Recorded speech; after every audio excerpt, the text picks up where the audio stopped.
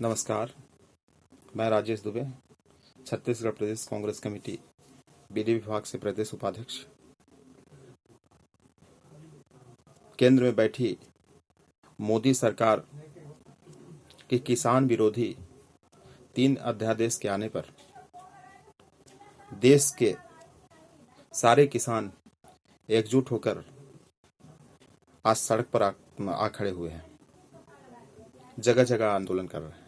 उनके समर्थन में मैं और मेरी कांग्रेस पार्टी,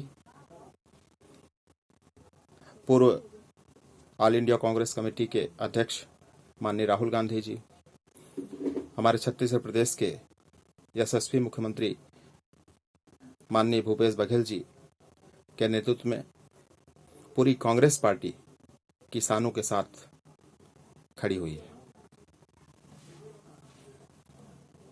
मित्रों, न्यूनतम समर्थन मूल्य यानी कि एमएसपी, न्यूनतम समर्थन मूल्य एमएसपी खत्म करने की भाजपाई साजिश अब बेनकाब हो चुकी है। इस विधेयक के आने से उनकी ये साजिश बेनकाब हो गई है। गेहूं के एमएसपी में मात्र 2.6% की वृद्धि कर लागत प्लस 50% मुनाफे का वादा बना जुमला। मोदी सरकार का सिर्फ ये जुमला रह गया। एमएसपी को कृषि कानूनों से बाहर रखना खेती के खिलाफ मोदी सरकार का सबसे बड़ा षड्यंत्र साबित हुआ है। देश का किसान और खेतीहर मजदूर सड़कों पर है और सत्ता के नशे में मदमस्त मोदी सरकार उनकी रोजी रोटी छीनकर उनके खेत खलिहान को पूंजीपतियों के हवाले करने का कुत्सित षड्यंत्र कर रही है।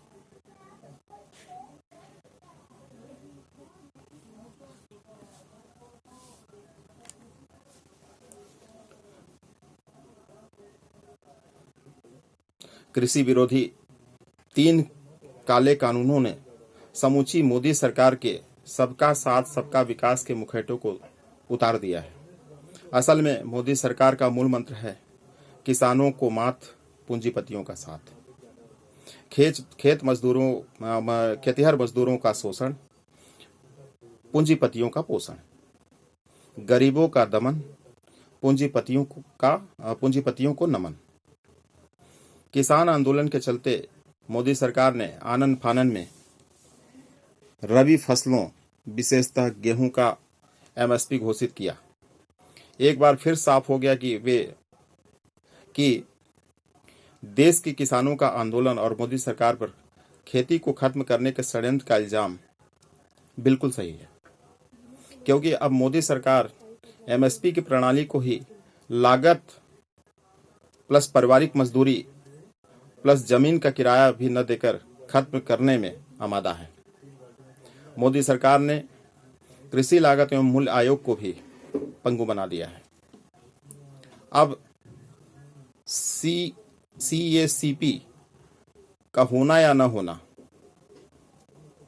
बेमानी हो गया है, क्योंकि वो किसान की कीमत का निर्णय करने में असक्षम है। वह मोदी सरकार के आदेशों पर दस्तखत करने के अलावा अब वह कुछ भी नहीं कर सकती। साफ है कि अब किसान खेतीहर मजदूर के इस संघर्ष को निर्णायक मोड़ पर ले जाना पड़ेगा, जिसमें हमारी आपकी सबके सहयोग की आवश्यकता है, सबके सहभागिता की आवश्यकता है। मोदी सरकार पहले जमीन हड़पने का अध्यादेश लाई थी, अब खेती हड़पने के लिए 3 काले कानून लाई है। मोदी सरकार ईस्ट इंडिया कंपनी बनाकर कृषि को गुलामी की जंजीरों में जकड़ने का बहुत बड़ा षड्यंत्र कर रही है। हरित क्रांति को हराने की भाजपाई साजिश को कांग्रेस कभी कामयाब नहीं होने देगी।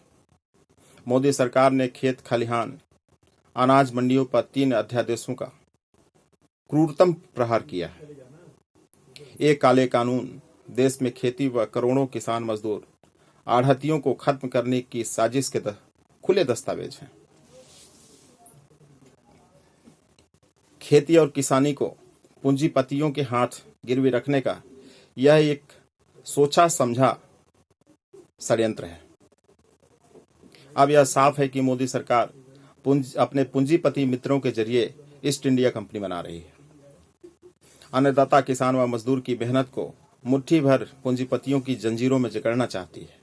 किसान को लागत प्लस 50% मुनाफा का सपना दिखाकर सत्ता में आए प्रधानमंत्री मोदी ने 3 अध्यादेशों के माध्यम से खेती के खात्मे का पटकथा लिख दिया है। अन्नदाता किसान के वोट से जन्मी मोदी सरकार आज किसानों के लिए ही भस्मासुर बन चुकी है। इसलिए